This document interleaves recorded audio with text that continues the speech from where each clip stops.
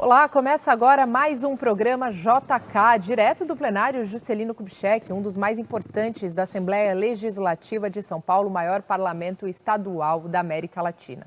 Hoje nós temos o prazer de conversar com o deputado Rafa Zimbaldi. Deputado, antes de mais nada, muito obrigada por falar conosco. Eu que agradeço, Mari, agradeço a todos que estão nos assistindo. É um prazer estar aqui com vocês, nesse programa tão bonito, novo e aqui no plenário, né? É verdade, aqui é onde acontecem as principais decisões, onde vocês, deputados e deputadas, decidem, fazem as falas mais importantes. Quantos projetos importantes já passaram aqui, né, deputado? Pois é, são 94 deputados, né, Mari? E aqui tem deputados de todas as regiões do estado de São Paulo. Dos 645 municípios aqui, estão muito bem representados aqui. E as pautas mais importantes do estado passam por aqui, projetos importantes do governo, governador que envia aqui para casa. Então aqui é onde acontece, né, esses debates e sempre, logicamente, discutindo o bem-estar da população. Sem dúvida. Agora, deputado, essa história começou lá atrás, né? O senhor hoje, deputado estadual, mas com apenas 22 anos, né, digamos assim, já foi eleito vereador de Campinas e aí por esse posto permaneceu durante 4 mandatos, 2 deles, inclusive, o senhor foi 2 vezes presidente da Câmara Municipal, do Legislativo Municipal de Campinas. Todo mundo conhece, né? Eu acredito, no nosso estado, a relevância que Campinas tem, inclusive, para o nosso estado e para o nosso país também. É verdade. Bom, nós temos Campinas é o segundo maior orçamento do estado de São Paulo, né, Mari? Nós temos quase 10 bilhões de reais de orçamento, com uma população de 1 milhão e 200 mil habitantes. E, como você disse, eu sou um dos vereadores mais jovens da história de Campinas. Fui eleito aos meus 22 anos, a minha primeira eleição com 11.239 votos, o segundo vereador mais votado da cidade. Então, para mim, foi um momento que marcou muito a minha história, porque era um menino da periferia sendo eleito vereador na cidade, com aquela garra, com aquele gás todo, né, a vontade de mostrar o trabalho, porque eu levantei pautas importantes e que eram pautas que dificilmente algum político levantava na época, que era a questão do rock, a questão do rap, a questão do skate, do patins. Então eram coisas, cultura e esporte, que eram coisas muito pouco discutidas na cidade. E nós fizemos questão de participar disso, mostrar, levantar essa bandeira. Então essa votação foi muito expressiva e marcou muito a Câmara Municipal, porque um menino chegando da periferia e defendendo ideais como esse, né, e levando para dentro da Secretaria de Cultura projetos como esse, o esporte, o skate, que era o segundo esporte mais praticado no país, mas era muito rechaçado, porque as pessoas criminalizavam muito o skate. Então, assim, aí depois isso foi se tornando mais natural, mais conhecido, e aí isso marcou bastante o meu início na trajetória política. Deputado, o senhor citou mais de 11 mil votos na sua primeira eleição como vereador. Isso é necessário uma trajetória, né? A gente sabe o quão difícil, quem trabalha com política sabe o quão difícil é conseguir 11 mil votos. Pois é, Mari, eu comecei o meu trabalho, ele começou dentro de um trabalho social. Eu fundei e idealizei o projeto Jovens do Futuro, na cidade, que hoje é o maior projeto social de qualificação profissional da cidade. Todo o trabalho feito lá são com pessoas voluntárias, todos os nossos professores são voluntários. Nós estamos há mais de 20 anos, já formamos mais de 40 mil pessoas. Curso de cabeleireiro, de manicure, de secretariado, de auxiliar administrativo, cuidador de idosos, inglês, balé, informática, robótica. Então nós temos uma série de cursos lá, é 100% gratuito. Todos os nossos professores voluntários e não tem um centavo de dinheiro público investido lá. São empresários que ajudam no desenvolvimento do projeto. Nós estamos localizados no maior distrito da cidade, que é o distrito onde eu nasci. Esse projeto social nasceu de um sonho da minha mãe. Eu nasci num bairro muito pobre, que era o Parque Universitário, lá no distrito, que não tinha saneamento básico, não tinha infraestrutura, não tinha asfalto. E muitos amigos meus, né, que cresceram comigo, não tiveram a oportunidade que eu tive. né? Acabaram caindo no mundo do crime, das drogas. E a minha mãe sempre foi uma mãe muito zelosa, muito cuidadosa, muito firme, muito rigorosa. Meu pai também, mas a minha mãe acompanhava o dia a dia, né? E, e esse era o sonho da minha mãe, né? De fazer um trabalho social pelas pessoas mais carentes. E quando nós fundamos o projeto social em 2000, 2001, o distrito do Ouro Verde, que é esse distrito onde eu nasci, era apontado pelo Ministério da Justiça como a área mais violenta da cidade de Campinas e a probabilidade maior dos jovens, adolescentes e jovens cair no mundo do crime e das drogas. E aí o projeto nasceu no sentido de ajudar as crianças e os adolescentes. E aí depois o projeto foi passando por uma série de mudanças e hoje a questão da qualificação profissional e do caminhamento ao emprego é algo muito forte. Então mais de 40 mil pessoas passaram por lá.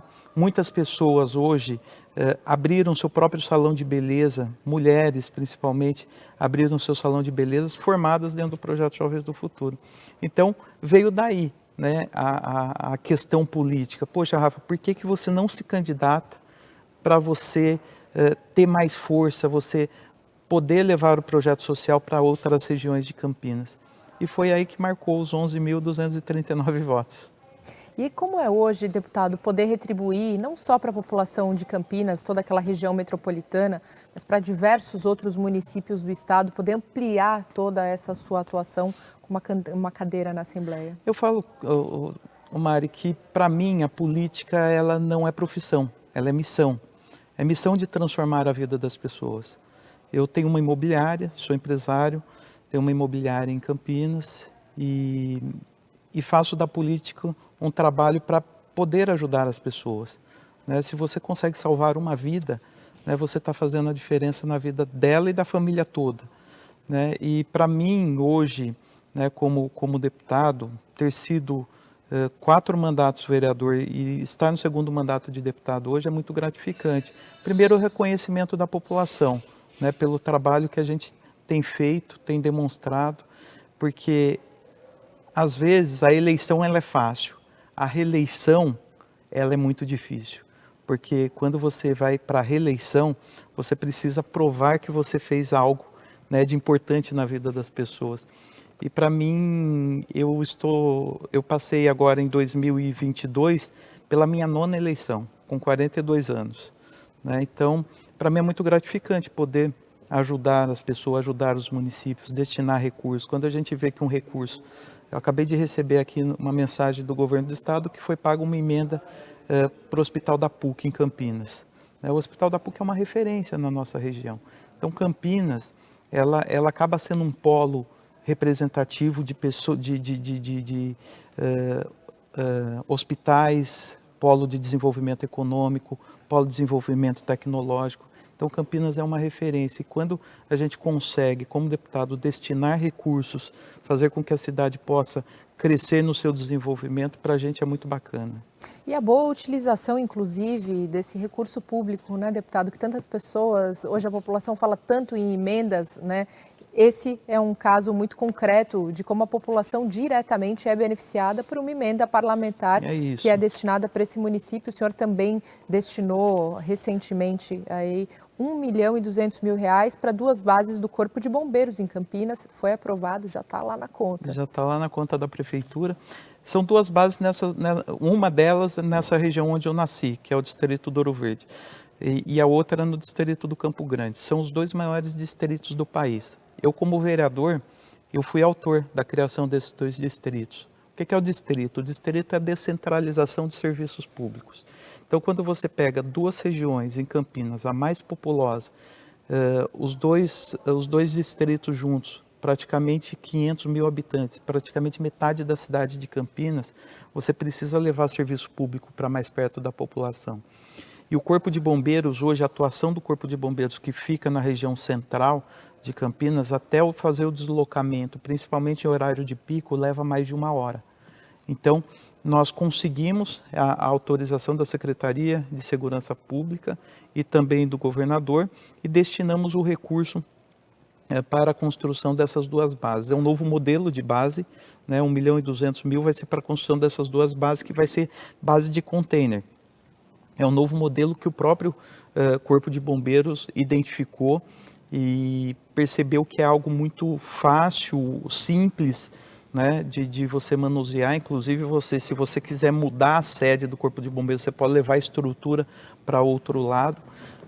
Então, assim, isso tem marcado muito, essa descentralização de serviços. Conseguimos também, junto com o Corpo de Bombeiros, conseguimos a autorização do Tribunal de Justiça da implantação de 2 cartórios, um no Ouro Verde também e um no Campo Grande.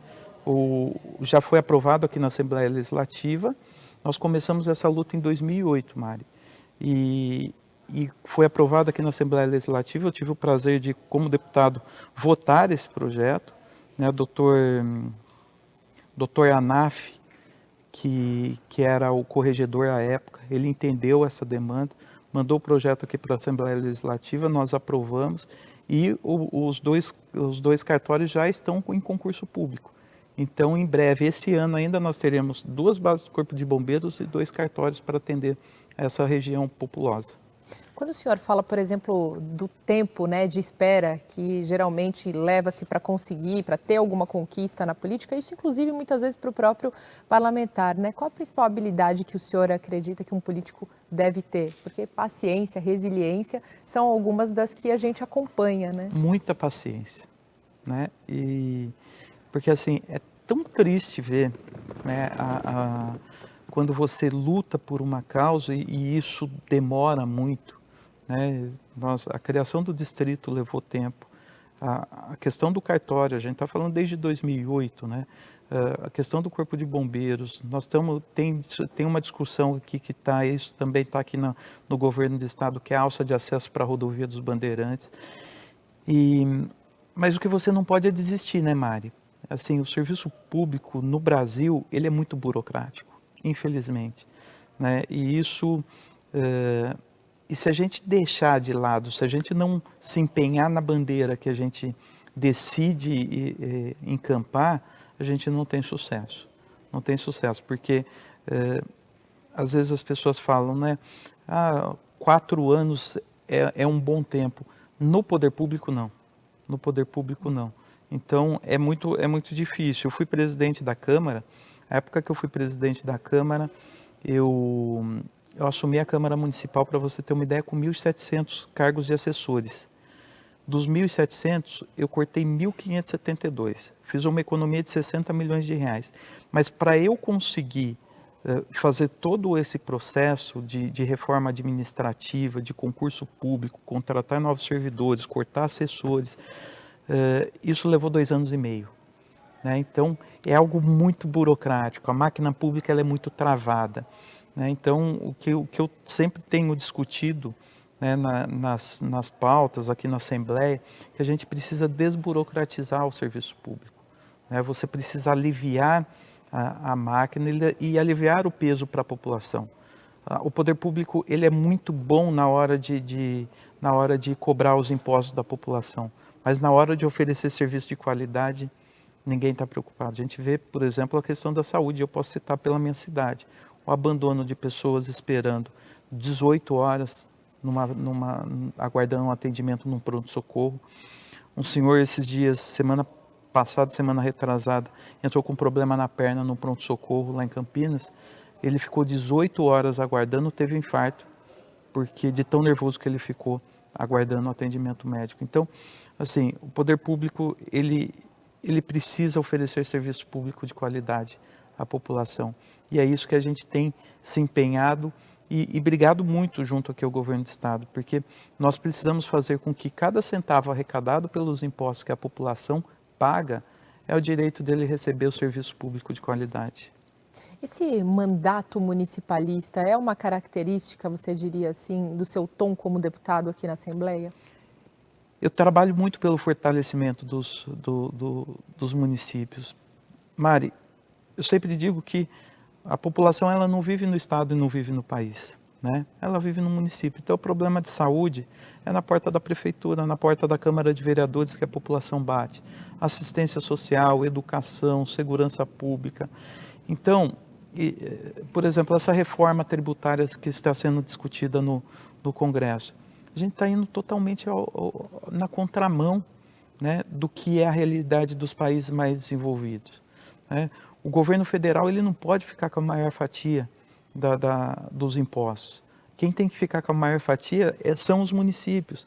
Então, quando você leva a maior parte dos impostos para o governo federal e para os governos de estado, o prefeito se torna refém dos entes do governo estadual e do governo federal. Porque para ele conseguir recursos para levar para o seu município, ele vai ter que fazer acordo político, ele vai ter que depender muito da ajuda, se o governador gosta dele, se o presidente gosta dele. Então isso é muito ruim, né? Então o mandato de um prefeito vai depender muito do governo de estado e do governo federal. Então, Estados Unidos, por exemplo, que é um país de primeiro mundo, a maior fatia dos impostos fica no município, né? Então, nós precisamos fazer com que os municípios eles tenham maior recurso, maior autonomia para o seu desenvolvimento, né? Então, eu tenho trabalhado muito essa questão do fortalecimento dos municípios. Agora, falando sobre os avanços das suas pautas, né, dessas diversas bandeiras que o senhor encampa aqui na Assembleia Legislativa, uma série de leis, inclusive, se tornaram, né, foram aprovadas, sancionadas, diversas delas aí para pessoas com deficiência, tem a Lei Saúde Nota 10, tem a lei que fala de a carteirinha, estabelece a carteirinha para pessoas com doenças raras, tem uma outra que fala de raquitismo hipofosfatêmico, tem a lei dos cartórios, tem a lei Mulher Paulista. Deputado, a gente vê aqui que são diversas áreas diferentes, né? E aí eu peço para que o senhor comece me falando as importantes também conquistas que o senhor conseguiu na área da saúde, que é uma bandeira muito forte também aqui, né? Tem sua atuação na segurança, tem a sua atuação junto às mulheres também do estado de São Paulo, mas a saúde e as pessoas com deficiência são prioridades. São pontas importantes aqui. São, né? Porque sem saúde, a população não consegue chegar a lugar nenhum, né, Mari? E eu sou o deputado que mais destinou recursos para os hospitais filantrópicos e santas casas. O projeto Saúde Nota 10, a Lei Saúde Nota 10, que você citou, ela foi um ponto muito importante, que significou um investimento de 600 milhões de reais para os nossos hospitais filantrópicos. Agora, isso está mudando com o SUS paulista, que o governador implantou, que está chegando hoje em quase 2,8 bilhões de reais investido nesses hospitais. Para você ter uma ideia, o hospital filantrópico e Santa Casa representa em até 70% do atendimento SUS no país. Então, a gente busca recursos para essas instituições porque elas representam muito. Eu vou citar aqui, eu citei no início da nossa entrevista aqui, a PUC, que é um hospital referência em Campinas, mas queria destacar duas outras instituições em Campinas, por exemplo, o Boldrini, que é um hospital específico, hospital infantil, tratamento ao câncer infantil. A doutora Silvia Brandalize é uma pessoa que é referência no mundo, nas pesquisas, no trabalho que ela faz, no desenvolvimento humano que ela tem pelas nossas crianças lá em Campinas. Nós temos a doutora Vera Raposo do Amaral, que é presidente do Hospital Sobrapar, um dos únicos hospitais no mundo que faz cirurgia crâniofacial. Esses dias eu estive lá também entregando uma emenda, tinha uma criança que veio do Iraque, durante um conflito, numa guerra civil, estourou uma bomba no rostinho da criança. E ela está fazendo toda a reconstrução do seu rostinho dentro do Hospital Sobrapar. Então, assim, a gente vê que quando a gente fala em saúde pública, a gente tem a parte de saúde pública que muitas vezes não funciona, que é a saúde do postinho de saúde, o pronto-socorro, o hospital público, mas aí a gente vê instituições como essa na cidade e várias outras instituições que nós temos aqui no estado e que representa muito, que faz um serviço público com muita qualidade e é 100% SUS, né? Então, vou citar um outro aqui, o Hospital da Unicamp, embora seja público, seja um hospital escola, né, que faz parte da Universidade da Unicamp, eles administram lá na região também o Hospital de Sumaré, o Hospital Público de Sumaré. Foi eleito o melhor hospital público do Brasil pelo serviço prestado a população. Então, assim, o fortalecimento para esses hospitais ele é extremamente necessário. E o governo ele tem que entender da importância, porque sem os filantrópicos a população não seria atendida no Brasil. Durante a Covid-19, o senhor teve uma atuação muito importante, muito significativa aqui no parlamento, que reverberou em todo o estado também, inclusive gerando uma economia de 320 milhões aos cofres públicos, justamente revertidos ao combate da pandemia, quando o senhor propôs aí o corte, né, dos subsídios de deputados e funcionários de verbas de gabinete. Cortar na própria carne, né, Exato. Mari? Como aconteceu em Campinas. É isso, a gente precisa, né, naquele momento da Covid, foi um momento que marcou muito, porque a população estava ficando sem salário, né, a população estava ficando sem a possibilidade de trabalhar, os empresários, as pequenas empresas estavam fechando suas portas, a Assembleia ela tinha obrigação de cumprir o seu papel.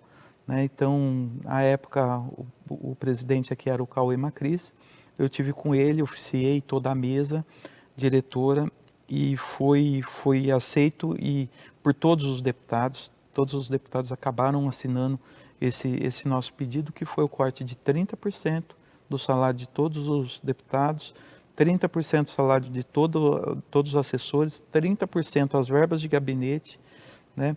E ainda tinha um dinheiro reservado aqui que o presidente, à época, decidiu fazer também o repasse. Então foram 320 milhões de reais que nós conseguimos destinar ao Fundo de Saúde do Estado de São Paulo. Então isso marcou, porque assim, a Assembleia Legislativa, né, o Poder Legislativo como um todo, o principal papel dela é fiscalizar e apresentar projetos de lei. Mas quando o deputado, ele economiza, a gente economiza no Poder Legislativo e faz essa destinação para que o governador possa investir numa saúde pública, por exemplo, é algo que merece, né, merece reconhecimento. E aquele momento a Assembleia Legislativa cumpriu muito o seu papel. Nós aprovamos aqui projetos importantes de calamidade, de urgência, né? Ajudamos as prefeituras, mas o corte na própria carne ele era necessário naquele momento para ajudar o estado de São Paulo. Tem outra lei também que institui então a carteirinha para pessoas com doenças raras. Hoje são milhares de pessoas no estado, muito pouco se fala, né? Ou começa-se agora, desde muito pouco tempo, né, deputado, a falar mais sobre as chamadas doenças raras e quantas pessoas realmente precisam e a importância dessa carteirinha. Para você ter uma ideia, Mari, nós temos mais de 8 mil tipos de doenças raras. E muitas pessoas, principalmente crianças, morrem sem saber qual era o seu diagnóstico, né, por falta de especialistas. Então, hoje nós temos um número muito crescente de pessoas com doenças raras e agora São Paulo vai ser o primeiro município que nós teremos aqui um hospital sobre doença rara, que vai ser algo inédito aqui no país e que isso será levado para todos os municípios como exemplo. Já estou aguardando e estou acompanhando isso, porque também a gente precisa levar para grandes centros como Campinas, como Ribeirão Preto, para o interior de São Paulo, porque são muitas pessoas que não têm o diagnóstico, então a gente precisa. E a carteirinha foi algo que foi sugerido, né, pelo Instituto Amor e Carinho e por um vereador de Hortolândia que sugeriu. Quando sugeriram, eu falei assim, poxa, eu preciso estudar o que é isso, né? E aí a gente foi conhecer um pouquinho, né, o tanto de doenças raras que nós temos no mundo, né, e o quanto essas pessoas muitas vezes não têm atendimento, não são reconhecidas. Às vezes não é uma doença que você não consegue ver, não consegue enxergar. Sim. E aí, às vezes, essas pessoas querem a oportunidade, por exemplo, que não consegue ficar em pé. Nós temos um projeto muito importante aqui, discutindo aqui, que é o reconhecimento das pessoas com fibromialgia serem reconhecidas como PCD, pessoas com deficiência. Uma pessoa dessa não consegue ficar 20 minutos em pé, porque dói o corpo todo. E não é uma dor simples, é uma dor muito intensa. Então, e você não consegue enxergar na pessoa que ela tem fibromialgia. Então, assim, é importante a carteirinha de doenças raras, do autismo, de pessoas com doenças ocultas. É importante as pessoas serem reconhecidas e poderem apresentar isso no estabelecimento, seja ele público ou privado. Deputado, tem mais uma série de leis e outras tantas que o senhor apresentou aqui. A gente vai continuar falando, mas antes a gente vai fazer um rápido intervalo aqui no programa JK e daqui a pouquinho estamos de volta com mais Rafa Zimbaldi.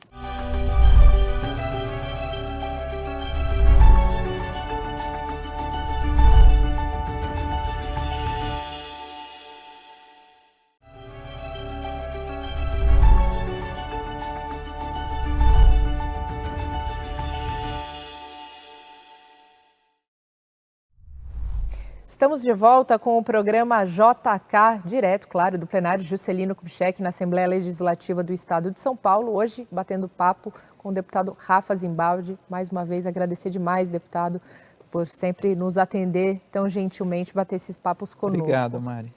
Nesse bloco, vamos falar sobre uma outra vertente do seu mandato aqui na Assembleia Legislativa também, muito importante, voltada à mulher. Né? O senhor tem a Lei Mulher Paulista, teve a questão do botão do pânico, uma outra lei apresentada também, que fala sobre o botão do pânico para mulheres vítimas de violência. Infelizmente, a gente tem assistido no nosso estado esse crescente número de feminicídios. Né? Qual a importância de um parlamentar como o senhor ter uma atuação, ter um olhar também para essa questão? É extremamente necessário, Mari. A gente tem visto que o número tem crescido muito na violência contra a mulher, na violência doméstica, na violência física, na violência moral, na violência patrimonial. Então, a gente tem visto isso. E isso eu acabo carregando também do nosso projeto social, que eu falei no nosso primeiro bloco, né, que é esse trabalho social que a gente faz. A gente tem atendimento com psicólogos também lá dentro do Jovens do Futuro. O número é muito grande de mulheres que são violentadas todos os dias, né? E essas mulheres às vezes não encontram o apoio necessário, né? Não sabem como se defender, porque tem muito medo, e é natural, né? A partir do momento que o companheiro se torna uma ameaça a ela, é natural que ela tenha medo de denunciar, de falar para alguém, porque ela não sabe o que pode acontecer na sua vida, não só na vida dela, mas também na vida dos seus filhos, né? Então, a gente tem apresentado projetos aqui importantes. Um desses projetos que já foi aprovado, que foi sancionado, é o Saúde da Mulher, que é um trabalho específico do atendimento à mulher, ao acompanhamento na saúde da mulher. Sim.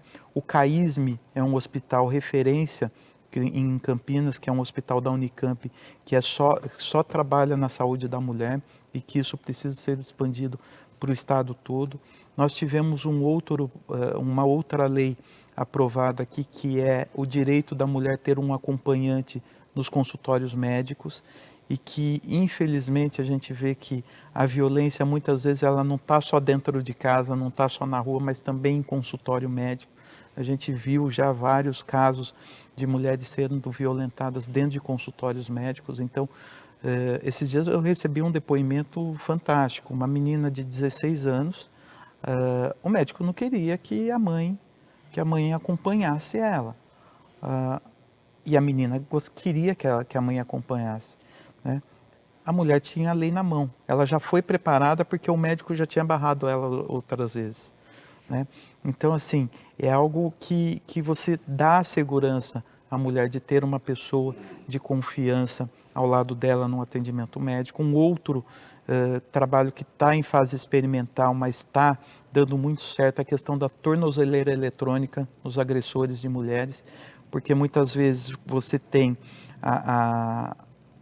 o distanciamento mínimo, né? Quando a mulher consegue esse distanciamento do seu companheiro, ela não tem conhecimento e não tem controle, não sabe se o agressor está próximo ou não está próximo, e a polícia, a autoridade, muito menos. Né? Então, a tornozeleira eletrônica hoje identifica no raio que ele tem que ficar distante da mulher, hoje identifica e emite um sinal de alerta a própria mulher através do celular, e também emite um sinal de alerta na polícia para que a polícia consiga chegar a tempo, né? Então, você consegue salvar vidas de mulheres. Então, nós temos aí vários projetos nesse sentido para que a gente consiga garantir a segurança da mulher aqui no estado de São Paulo. E o quanto essas duas pautas andam juntas quando a gente fala de mulher, né, deputado? Violência e saúde, não só a saúde física, mas a saúde mental também. Sim, é muito importante, porque a gente sabe que muitas vezes o SUS ele é muito falho, né? E nós precisamos fazer com que essas mulheres tenham esses atendimentos. E hospitais, eles precisam estar preparados para isso, né? Então, eu tenho um outro projeto que também eu acho que é muito interessante, esse não foi aprovado ainda, que é a questão da lei do minuto seguinte. Sim. Uma mulher que ela sofre uma violência, ela tem direito de atendimento imediato em qualquer unidade de saúde. Então, é algo que nós precisamos aprovar aqui na Assembleia. Então, essa discussão é muito importante. Quando o senhor fala sobre a aprovação, né, das leis aqui, no bloco anterior a gente falou sobre algumas das diversas leis que já se tornaram vigentes aqui no nosso estado. Mas e muito se fala também sobre essa morosidade, né, deputado? Ou seja, quantas são necessárias as instâncias para muitas vezes parte, né, de um mandato de um deputado, uma ideia de um projeto de lei, mas logo na sequência vem os trâmites, que é a burocracia que também o senhor falou no primeiro bloco. Então, passa por diversas comissões, depois aprovada tem que ser sancionada ou não pelo governador, sancionada ou não tem o tempo de regulamentação, depois tem leis que pegam e tem as leis que não pegam. Felizmente, essa lei que o senhor citou agora da mulher, né, poder ter um acompanhante e da menina no consultório médico é fundamental aqui no nosso estado também. Mas isso é um outro desafio também do parlamentar aqui, né? Não é fácil, Mari, porque você conseguir... Eu fico imaginando como é que seja no Congresso também, né? A dificuldade de você aprovar. São 94 deputados e cada deputado apresenta uma série de projetos. Isso passa pelas comissões permanentes, isso leva um tempo. Até você conseguir colocar ele em votação aqui no plenário leva um bom tempo. E aí a gente pode dizer que alguns desses projetos levam anos. Então, os deputados aqui têm um acordo no sentido de aprovação de pelo menos um projeto de cada deputado por ano, mas que ainda, na minha opinião, ainda é pouco, né? Não é que a gente precisa de muitas leis, mas você precisa de leis que garantam o direito da população de ter um atendimento, sejam as mulheres, sejam na área da saúde, seja na segurança pública. Então é importante que os deputados possam discutir. A função principal do deputado é propor leis. Então é importante que nós tenhamos aqui uma movimentação maior dos projetos de deputados. A gente passou então por saúde, passamos por essa questão das mulheres, né, num espectro mais amplo, digamos assim, tanto segurança quanto saúde também. Agora tem a segurança de uma forma ampla aí no estado, realmente, que o senhor tem uma atuação muito presente também, tem um projeto de lei de sua autoria para transformar a Guarda Civil Municipal em Polícia Municipal, né? Deputado, eu gostaria que o senhor falasse um pouco sobre essa importância. Hoje já existe um reconhecimento do Supremo Tribunal Federal de que hoje a Guarda Municipal ela também tem a função de polícia, né? E tem um papel muito importante que é dentro da Força de Segurança Pública.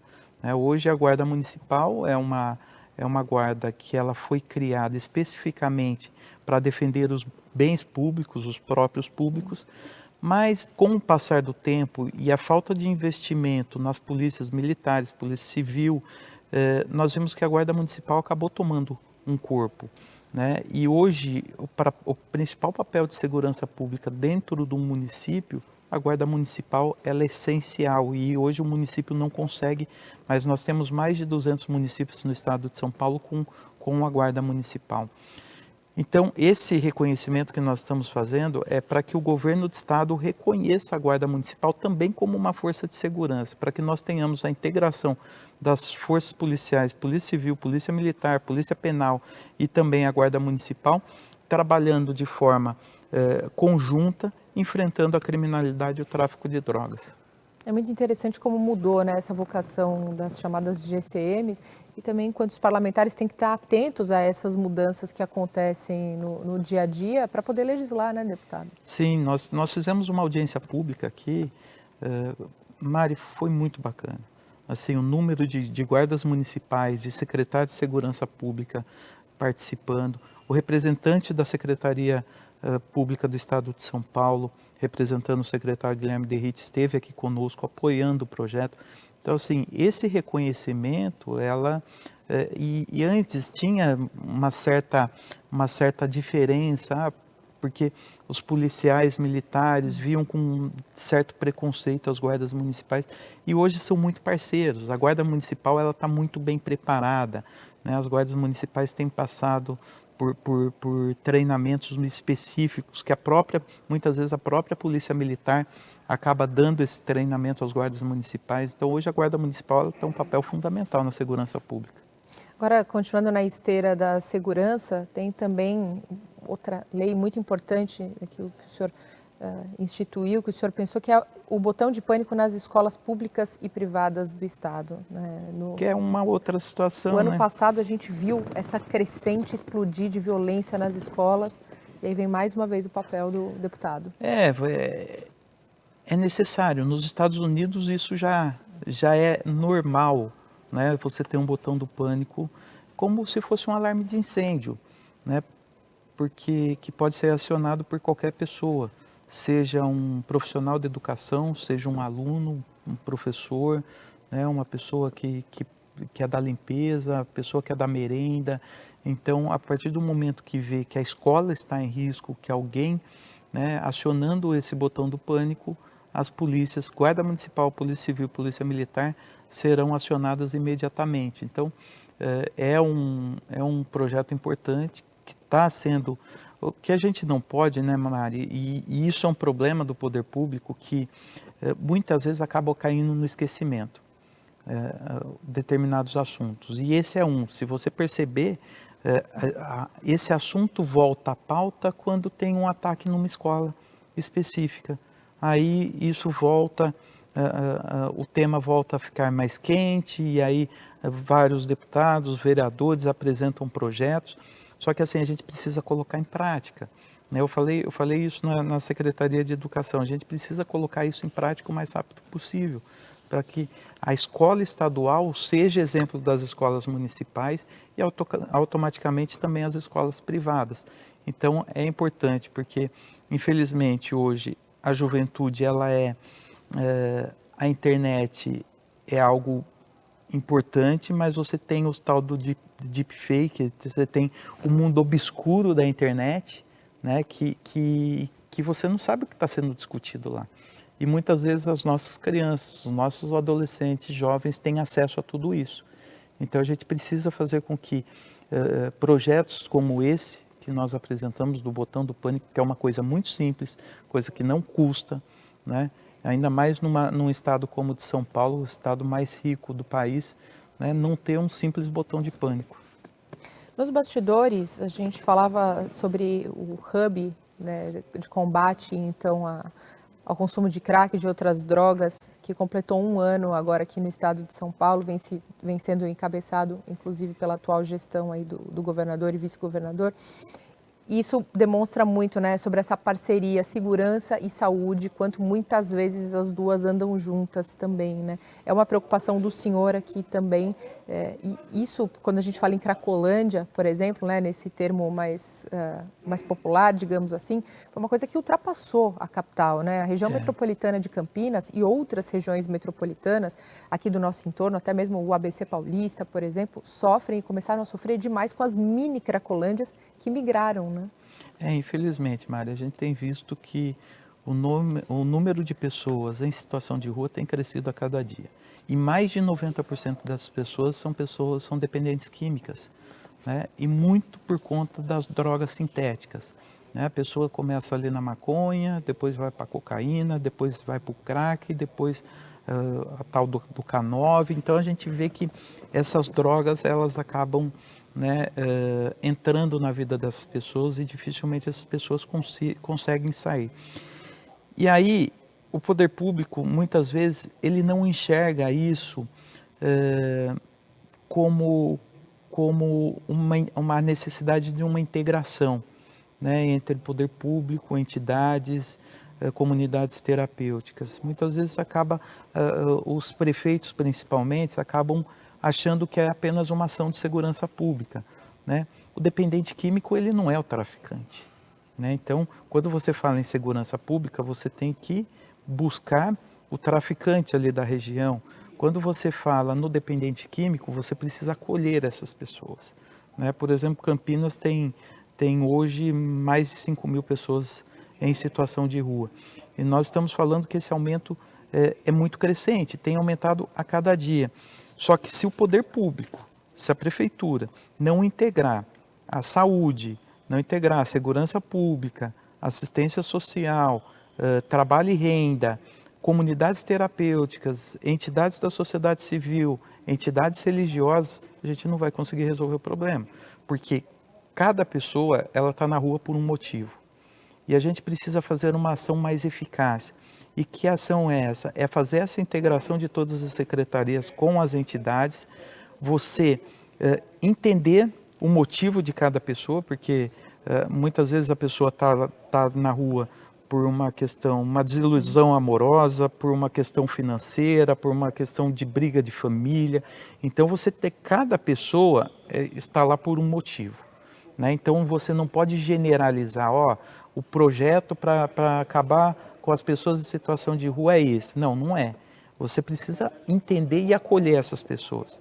E aí você tem a discussão da internação compulsória, né, que eu acho que precisa ser colocado em pauta também. Porque você tem, muitas vezes, as pessoas que elas estão numa fase crítica, a Constituição garante o direito de ir e vir de todas as pessoas, mas o direito dessas pessoas de ir e vir é a partir do momento que ela não oferece risco à vida dela e à vida de outras pessoas.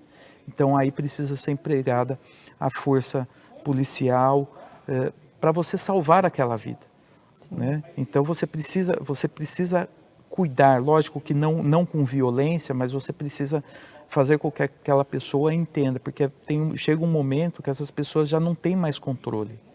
Ela não tem controle nenhum na vida dela e na vida de outras pessoas, porque às vezes a necessidade de conseguir uma pedra de crack é muito grande e ela acaba ameaçando a vida de outras pessoas, às vezes um furto, um roubo de celular ou qualquer outra forma de agressão às pessoas. Então assim, o desespero é muito grande. Então a gente precisa fazer com que o poder público entenda isso. O Brasil, para você ter uma ideia, é número 1 em consumo de crack e número 2 em consumo de cocaína. Então assim, o Hub Social, através do vice-governador, tem sido essa referência para o Brasil, né, que é a integração de todas as secretarias junto com as entidades. E um detalhe muito importante, né? Eu tive na Secretaria de Saúde semana passada, falando com o Dr. Eleuso Spaiva, que é o secretário de Saúde, a gente conversou bastante sobre isso. Eu fui levar uma comunidade terapêutica, aliás, a maior comunidade terapêutica do Brasil, que é o Instituto Padre Haroldo, que é lá da cidade de Campinas. A gente estava falando sobre o convênio feminino, porque é separado, o convênio masculino é um tipo, o convênio feminino é outro tipo, porque às vezes o tratamento da mulher ela é um pouco maior por conta de muitas vezes a mulher está grávida, você precisa dar um atendimento melhor a essa mulher, então são convênios separados. E aí o secretário estava falando um pouquinho sobre isso. O vice-governador, o Felício, ele conseguiu agregar todas as secretarias, ele está fazendo um trabalho fantástico no sentido de conhecer cada pedacinho de cada secretaria, seja da saúde, seja da segurança pública, seja da assistência, para você conseguir recuperar. E os números, assim, estão sendo muito bons, né? Eu não tenho esse dado oficial agora, recentemente, mas eu tenho certeza que mais de 20.000 pessoas já passaram, né, pelo Hub Social. Então, e muitas pessoas dessas pessoas estão sendo salvas. A gente sabe que às vezes parece que é enxugar gelo, né? Porque eu conheço pessoas em situação de rua que já foi para a comunidade terapêutica e saiu 11 vezes, né? Então, assim, mais um momento a gente consegue recuperar essa pessoa. Então, a importância que o poder público precisa dar a tudo isso. Deputado, a gente não pode deixar de falar, encerrar sem antes falar um pouco também sobre o futuro de Rafa Zimbaldi, né? Quais são os próximos projetos políticos, o que a política representa na sua vida hoje? Mari, é como eu disse, né? Para mim, política não é profissão, ela é missão. Eu estou na minha 9ª eleição, eu pretendo, eu sou pré-candidato a prefeito em Campinas, a gente tem discutido muito essa questão, e essa posição ela tem crescido muito, porque infelizmente Campinas não está no rumo certo. Nós estamos falando do 2º maior orçamento do estado de São Paulo, e nós não podemos ver pessoas morrendo literalmente, aguardando uma consulta, aguardando um atendimento médico no pronto-socorro, a falta de segurança pública. Então nós temos uma cidade que é referência no país e que nós precisamos resgatar essa referência que nós sempre tivemos. Então nós estamos discutindo aí com os partidos, com o meu próprio partido, Cidadania, né, que a gente está discutindo esse nível estadual, nível nacional. É um partido que está federado com o PSDB, então nós estamos discutindo isso internamente, colocando o nosso nome à disposição, né? E assim, a gente precisa pensar na política, quando a gente precisa pensar num projeto, seja ele para uma prefeitura de um município, para o governo do estado ou para a presidência da República. A gente sempre tem que pensar no futuro, né? Não adianta a gente ficar olhando para trás. Então, tanto é que o retrovisor ele é menor do que o para-brisa, porque é apenas uma referência. O passado é apenas uma referência. O que nós precisamos é projetar o futuro. Então nós precisamos pensar no Brasil, no desenvolvimento do Brasil para daqui 30, 40, 50 anos. Quando a gente fala, por exemplo, na educação, na qualidade da educação das nossas crianças, se a gente começar hoje um investimento pedagógico nas nossas crianças, nós vamos ter um resultado daqui 20 anos. Então, assim, é super necessário a gente projetar, né, seja um município, estado ou país. Então, a gente tem feito esse trabalho, né, sempre reassumindo o nosso compromisso pela transparência, pelo bem das pessoas, pela qualidade de vida das pessoas. Muito bem, deputado Rafa Zimbaldi, gostaria de agradecer demais a sua presença no programa JK de hoje. Maria, eu que agradeço a todos que nos assistiram e mais uma vez se assumir o compromisso com a nossa população, convidar as pessoas a conhecer um pouquinho do meu trabalho, @Rafa Zimbaldi, através das nossas redes sociais. Então, deixar aqui o nosso mandato à disposição. E que Deus abençoe. Obrigado e parabéns pelo programa. Obrigada, deputado. Parabéns mais uma vez pelo trabalho. Obrigado. E você que nos acompanhou pela TV ou pela internet, você já sabe, o programa JK é mais uma novidade da Rede Alesp e a gente se vê ao longo da programação. Até lá.